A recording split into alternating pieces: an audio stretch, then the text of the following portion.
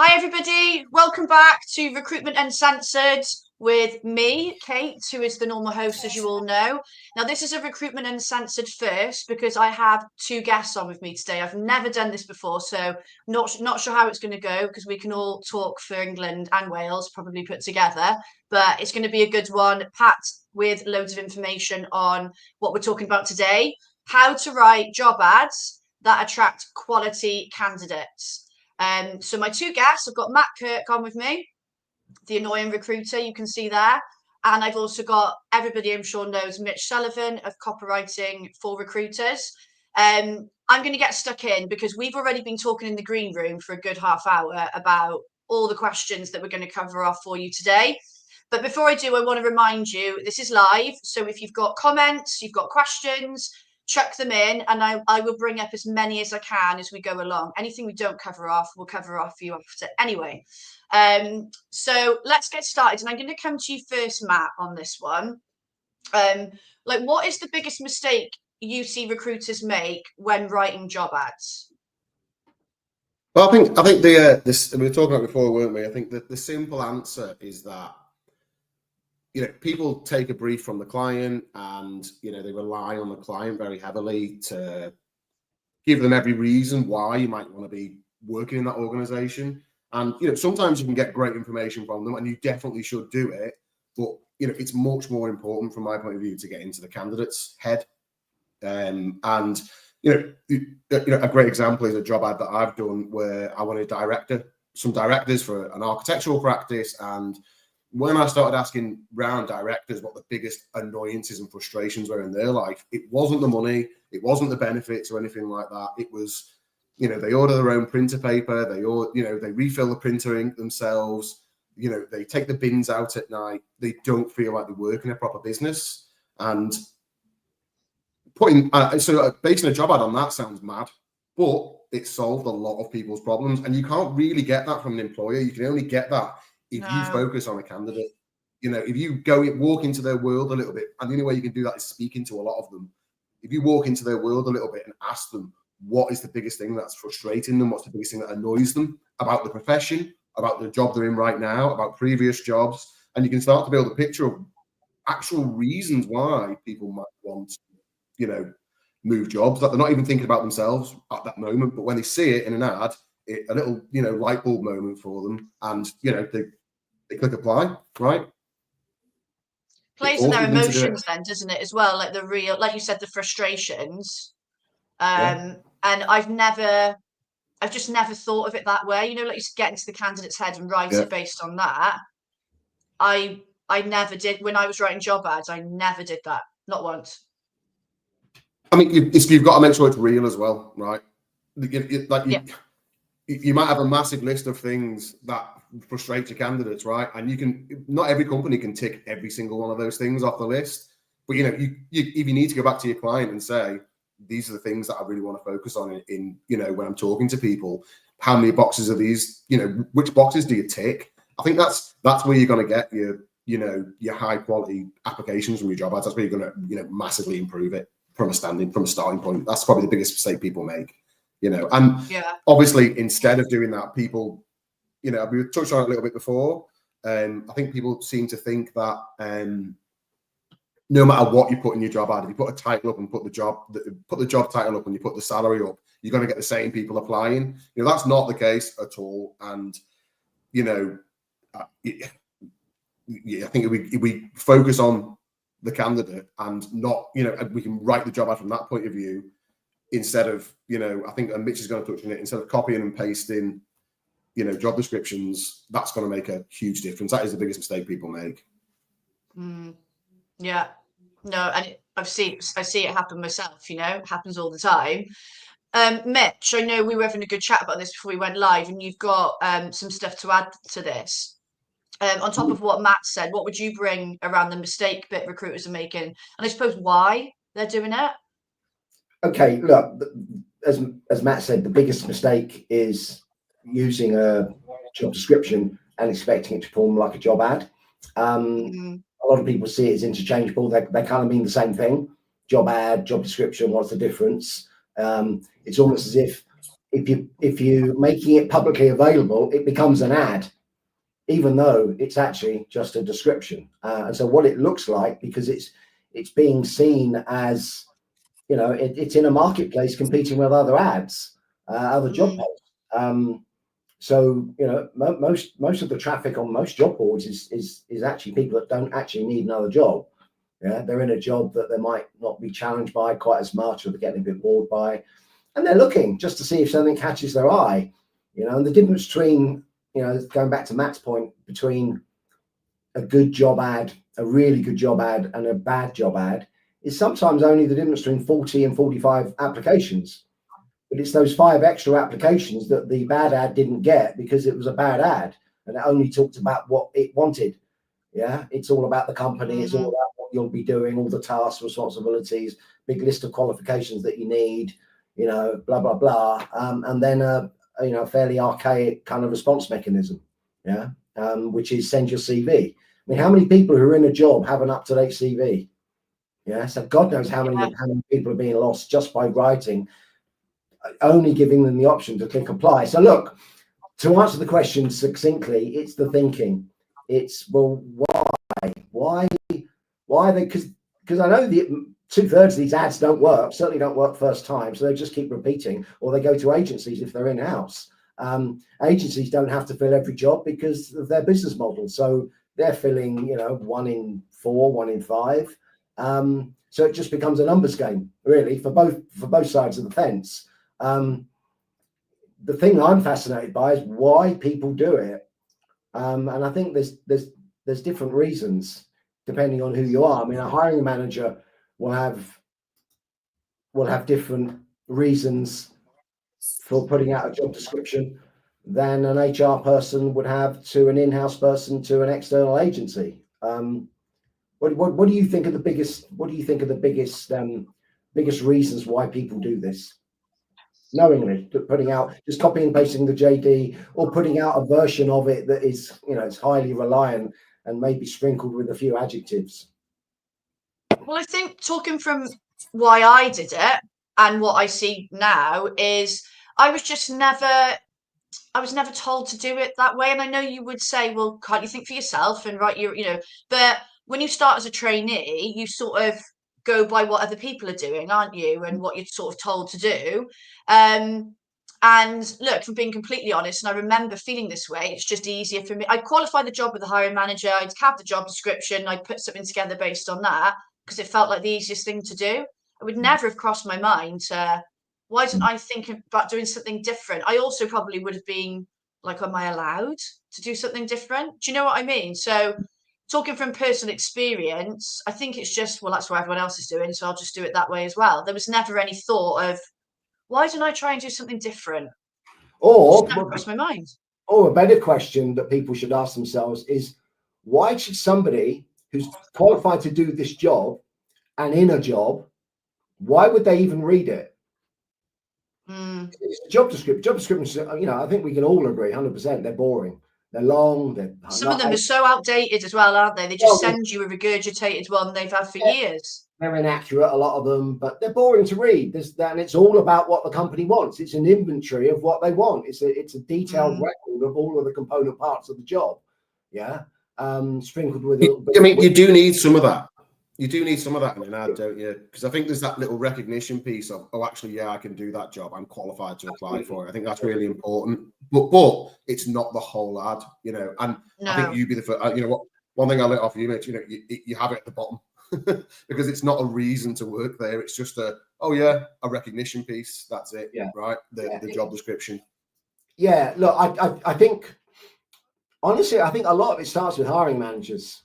Yeah, it's they're given a job description that's made its way through HR and compliance, legal.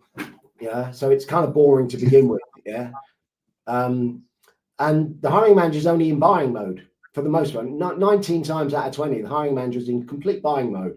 So it just becomes a, wow, what else do I want? What else do I want? What can I add to it? Yeah, and they're looking for the perfect person. They don't give any thought to, well, why? Why might the perfect person even read the whole thing? Why would they do that if it's not what they need? And plus, they don't get challenged by HR or the external recruiters, in terms of, well, what's that about? Why do you want 10 years experience? What has someone with 10 years experience got more than someone with 7 years experience, but the same qualification? Would that experience differ if it was got from a smaller company rather than a larger company? Blah, blah, blah. Why would somebody want this job? Blah, blah, blah. You just got to get that information if you're going to write anything that people are going to want to read, basically. You've just put a really funny image in my mind, of like, so, but when I think a lot of people do, they copy and paste the job description from the company, don't they? A lot of points of it. And that, what you've just said is the people that get involved in writing that, people are getting legal departments from the client to write the job ads for them. It just doesn't make sense, does it? Yeah. So it is reality. It's actually what's happening.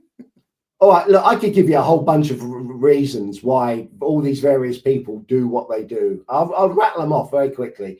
HR, they think there's already enough qualified people who already want to work for them. Yeah. Honestly, I've seen that.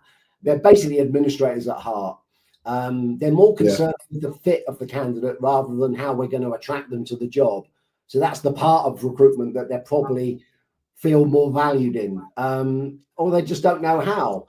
With in-house, they've always done it this way. They can't or won't challenge the hiring manager or even HR.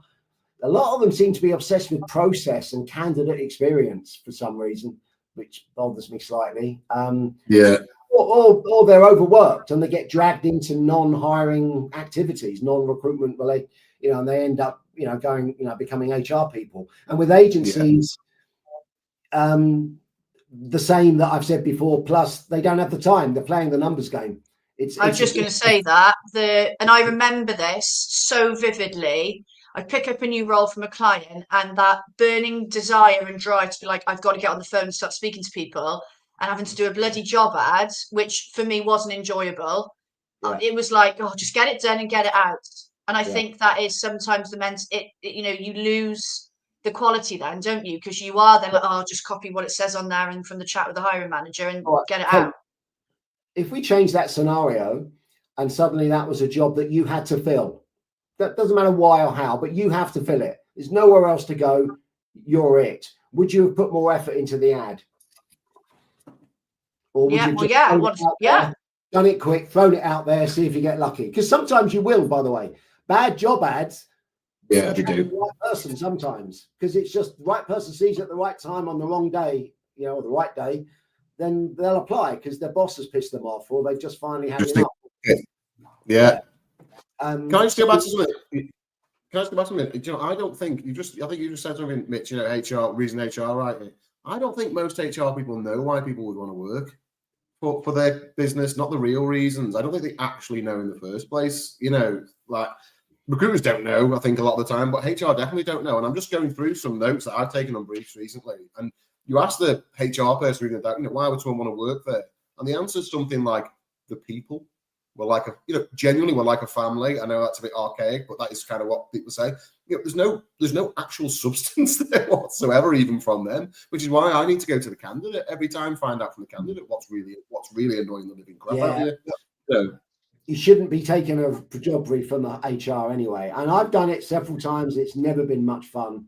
I've heard consultants do it, and I even heard a call once and I'm not saying every HR team will be like this, but the woman was genuinely like, I don't know the answer to that. I don't know the answer to that. I don't know the answer to that. I have to ask somebody for you. And I was like saying to the consultant, why are you qualifying with some, and like I said, I'm not speaking for everybody.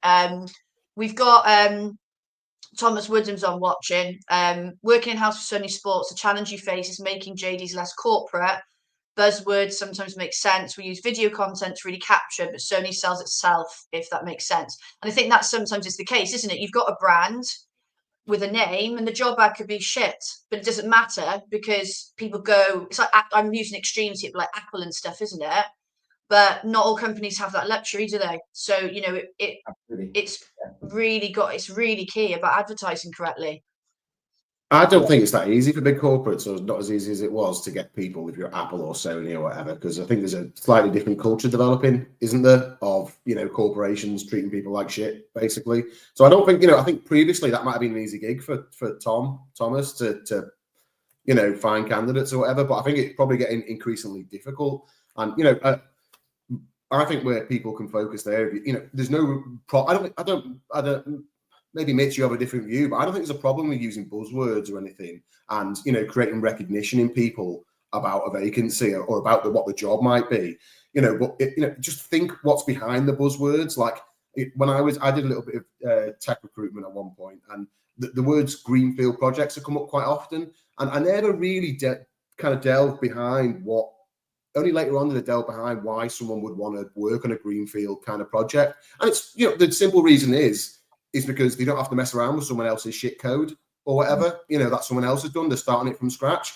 And then that's not enough, though. You've got to carry on asking, well, what does that mean? What does that mean? What does that mean? And, there's a lot of that in Mitch's course, but you can relate that directly to the person's life and to the frustrations and things like that, rather than just say what you just said. Instead of using that buzzword, you could just say what you've just said to us. Because that's what it means, isn't it? That's typically the kind of rhetoric that Matt would put in his ads, because I've seen them. But a lot of recruiters are scared. I mean, honestly, I've had it hundreds and hundreds of times in training where somebody has written something. I don't quite understand what it means. I ask them to explain it. They explain it. Takes 30 seconds, and the very next thing I say to them is, what you just said, put that in the ad. That sounded great. It sounded really good. And recruiters typically do tend to be better at selling jobs verbally and over the phone than they are in writing. They tighten up in front of a keyboard for some reason. I don't know why. It doesn't make any sense to me, but they just need to free themselves up and just say, right, if I met someone in a pub, who happened to be a software engineer, and it looks like they might be a good fit for this job I'm working on. And I said to them, look, I'm working on a job I think you might be interested in. And the other person says, why do you think I might be interested?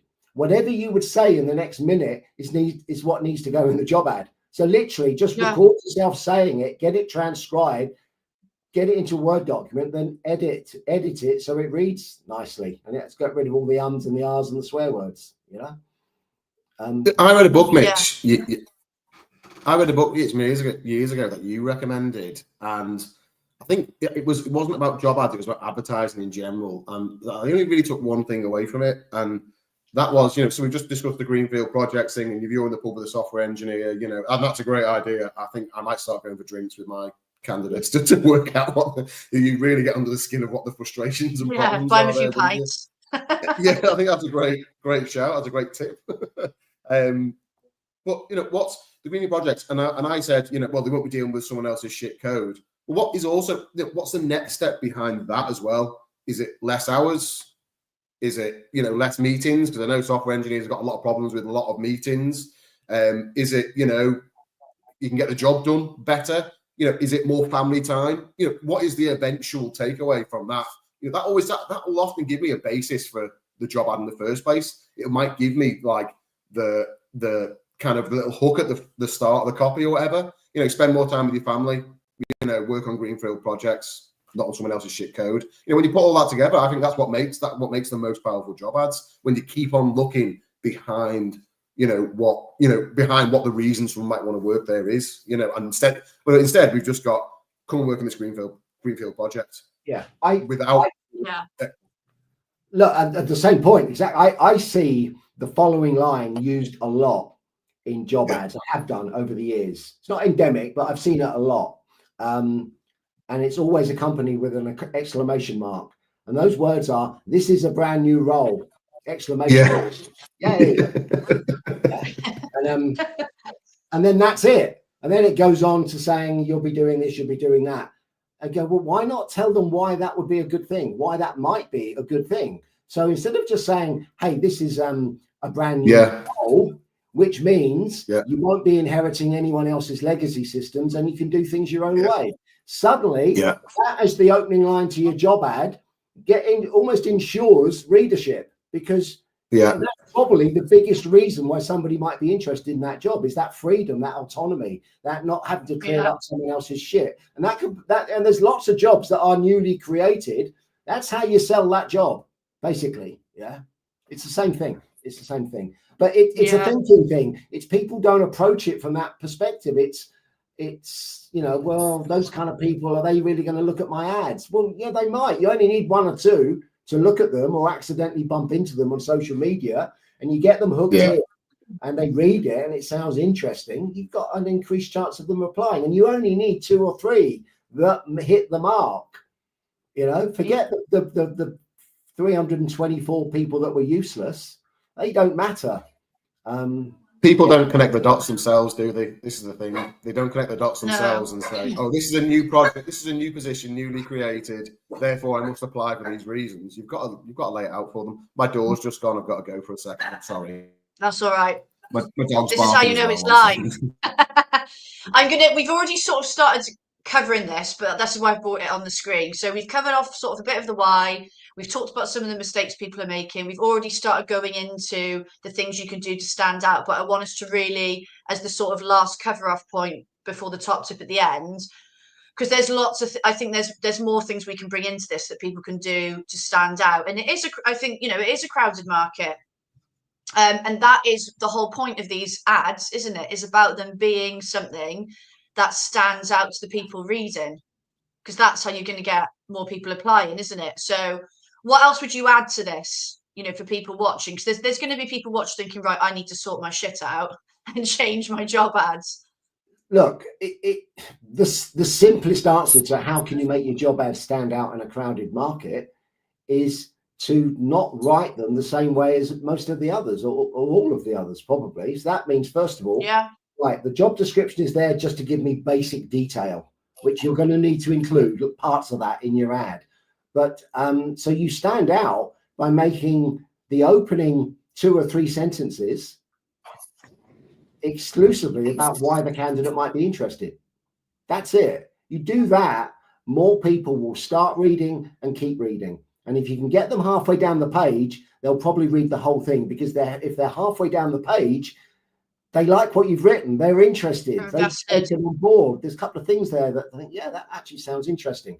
So once they see that it's a job that they can do, and once they see that they've got the qualifications that the job ad is asking for, and once they see that it's not really difficult to apply or to respond, there's a good chance that they'll reach out. And all they're doing is showing interest. They're showing curiosity. And that's all you can ask for. Nobody ever wanted a job by reading a job post, ever. Never happened, ever. So you're just moving them along to the next stage. So literally, my best tip is focus 70% of your energy on the first 50, 60 words, because they're the most important, and make them all about the reader, not the candidate, because they're not a candidate yet. They're still a reader. There's other things that can happen for them to become a candidate. So, just tell them why this job might be interesting, and they'll read it and like reading it because it's about them. It's not about the company. I mean, I often, so I write my job ad and then I'll go and do a social media post about it sometimes. And a lot of the time I'll come up with something a bit more powerful, because I think what you're talking about here is what people would call a hook. If you're writing about social media, I don't like that expression because it's got a negative connotation. And I don't either, right? But I'll often create a more powerful hook for social media and then go, fucking hell, I need to delete what I put in the job ad and put that at the top of the job ad. Because it's going to make people read, and people are going to want to see what's coming after that, right? So, I'm not saying people need to write social media ads and then put it at the top, but that, you need to walk around it a few times before you go, okay. Yeah, I think that's important, because like the example I gave, where I just wanted to get it out, I wasn't giving myself time to do that. And I do the same with when I'm creating content. I'll write something and I'll come back to it later and I'll change it again and I'll look at it again. I'll be like, oh, I should include that. And I'm not saying you do that all day with a job ad, right? But just, well, I spend 4 days writing a job ad. Look, I spend 4 days. It does make a difference. I mean, I've not once revisited a piece of content that I've written, be it an ad or a campaign or a blog or an article, that I haven't looked at. I thought, oh, I really could improve that, It's never ending. It's never ending. It just good enough is good enough. So the problem is most recruiters don't have the time. They're either overworked or they don't give a shit, basically. So they're not going to walk around it for a couple of days. But it will get better with age if you can do that. Absolutely. But honestly, most people don't take enough time over something that's probably only going to have a realistic shelf life for 2 or 3 weeks. So So that's the problem, isn't it? They get nervous about spending even an hour crafting something that they're still not sure is going to work because they've been beaten down by getting so much rubbish thrown at them from job applications to what they normally put out. Yeah. I mean, I spend more time writing job ads than I do messaging candidates or anything like that, or do anything else, because I know for a fact you get a really good time response. well spent. And if I write an absolute bang on ad, I won't just get one perfect person. I'll get a lot to choose from. You know, and I'd say I've spent 4 days doing almost nothing else but writing a job ad before, and it was difficult, and it was a big fee, and it was, even I was questioning myself right the way through that, because I spent a lot of time talking to candidates, a lot of time going back, but I knew it was exclusive. I knew if I could get that right, it would do the rest of the job for me, and I don't need to worry about it. And I made a lot of money out of that job ad in the end. I mean, it felt risky even for me at the time, right? But if you make a start on this, if you do Mitch's course or something like that, and you start going out and you feel like you're starting to get results, spend more and more time on writing the job ads, because you'll start seeing that. Well, you don't need to do 100 LinkedIn messages. You don't need to do a mailer to the system. You don't need to phone round. That's what I was doing. That's why I started doing this, because I was phoning around people till 8 o'clock at night and getting nowhere. Well, instead, I'll write a job ad for 3 hours, and I will actually get people applying to it who are in jobs, difficult to find, ideal for the role. So there's risk there, but it's worth an investment of time. It's worth a try, more than an hour every now and again. Look, I think the problem is a lot of recruiters, let's just take agency recruiters, they're dealing with volume. Yeah, they don't know which of those 7 or 8 jobs that are on their desk they're going to fill. Yeah, they're just trying to cover them as best they can. They often working with not the greatest of information, so their hands are tied somewhat in terms of, so they're just not inclined to spend an hour even, let alone 2. No, I was going to say not even an hour. Working on that. And then you've got, so of all the people whose responsibility is to market jobs, I would say 10% are doing it reasonably well, at least making an effort, and half of them are doing it pretty well. People like Matt and a bunch of other people I could mention. And then you've got then you've got 90%, and half of them are overworked, just haven't got the time. It's just not feasible because they haven't got the resources, particularly time. And the other half don't give a shit. They just don't care. They see job advertising as job advertising as a function, as marketing. It's a chore, isn't it? Yeah. It's admin task. Yeah, that's exactly that. Honestly, that is how I felt. It's a thing I've got to tick off the list. Yeah. It's a chore. I'll get it done. I'm going to come back to you both in a sec. I just need to do a quick roundup of the next show, which is the 19th of March, Wednesday, the 19th of March, exactly the same normal time, 12:30. The next show, I've got Andrew Jones coming on with me of AJ Entrepreneur Coaching. I can never pronounce that word, but managed to do it then. We're going to be talking about, and this is actually, it's not just for agency owners. This can apply to anyone that wants to treat their desk like a business, actually. Effective goal setting and accountability for business growth. So I'm really looking forward to it. I've worked with Andrew before. He's a brilliant business coach. So yeah, keep an eye out for the event going out for that one. I've just noticed I've totally got my outfit wrong today because I'm blending in with my chair. So I just look like a bobbin head. Let's come back to you both for the top tip. We kind of touched on this, I think, in one of the questions, but I think it's a good way to finish. Top tip, write as you speak. What would you both add to this, just to finish? Matt, go on. Oh. Go on, Matt. I mean, I think that's what I started doing, right? I started off writing as I, stop using any kind of corporate language and everything writing as I speak, because that's how people want to read. That's how people feel a little bit more personal about it. Right the way through the ad, right? You don't have to do, if you are working from off the back of a job description, you don't have to use the same language that they've used. You can change it up. You can use you can use whatever language that you would use talking to your mate in the pub. That's Mitch might say. That'll work better. It'll create more intrigue as well. Right. Look, that wouldn't be my top tip. Okay. Right as you speak. I think structure is more important than tone of voice. I really do. because that's how you get people to start reading, and that's how you organize your thinking and saying, right, what do they most want to hear about right now? Assuming that they're not desperate. Yeah, they want to know how this might improve their life in some way. That's how you opening first 50 words you said, wasn't it? Oh no, it depends words? depends on the size of the ad. I say approximately a half, at least 30%, at least 50, or around 50% of the ad. Like I said, get them halfway down the page, they'll probably read the whole thing, and then more of the right people are likely to end up responding. It's a numbers game, really, but you've just got to try and sort of work it so that the numbers work more in your favor. So you just tune into the psychology of how people make buying decisions. Is whether it's conscious or subconscious, they're thinking, how might this make my life better? Yeah, and if you can't, if you haven't started to answer that question in the job post, there's a pretty good chance that the only people that are going to respond are people who really need another job because they're either unemployed or they're in jobs they utterly hate.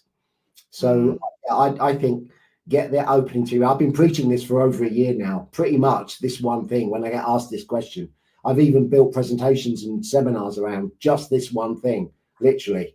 I did 2 hours in London the other day just around this, get people's attention.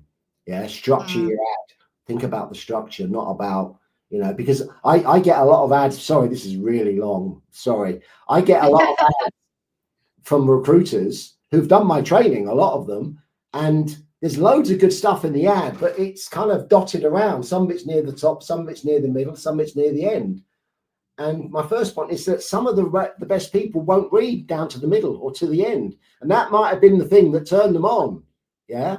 So it just tells me that it's what I call stream of consciousness writing, is they're just sitting down, cracking their knuckles, getting that blank Word document and writing and getting this information out rather than planning what they're going to write in a certain order.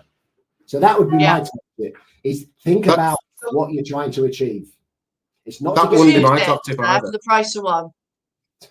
Sorry. Well, that wouldn't just be my quickly, top Matt, tip either. we're just going over time. Do you want to finish with what you were going to say?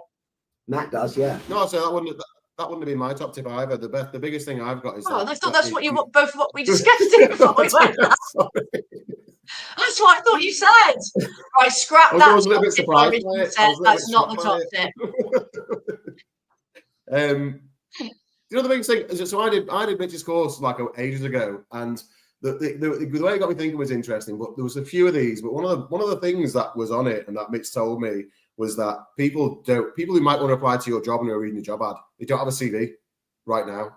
So make it much easier for people to apply. Let them get in touch in lots of different ways. Think about your call to action a lot more. That was the biggest light bulb moment for me over the last 18 months, 2 years of writing job ads. If that just loses you one potentially suitable candidate who otherwise didn't, because think, I haven't got my CV's not up to date. Shame, this sound interesting, and they're not prepared to go home and spend an hour updating their CV. No.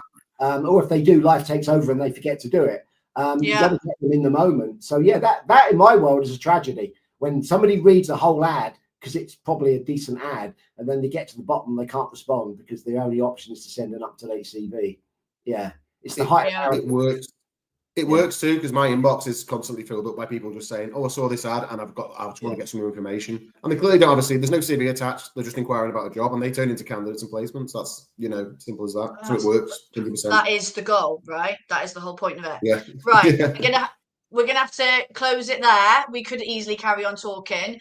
I know we've had quite a few comments come in. I haven't had time to cover them all off, but we'll go into the event after and do that. Do not worry. Thank you so much to everybody for watching and getting involved today. Thank you to Matt and Mitch. I have learned loads in this, so I'm sure you all have too. If there's still things you want to know, I would encourage you to connect with them both. They're both on the LinkedIn event. They're both on LinkedIn and easy to find anyway. Drop them a message. LinkedIn, best place to contact you both, would you say? Yeah. Probably. Yeah. Cool. I'm addicted. So I will see you all in a couple of weeks on the 19th. Again, thank you so much for watching and see you all soon.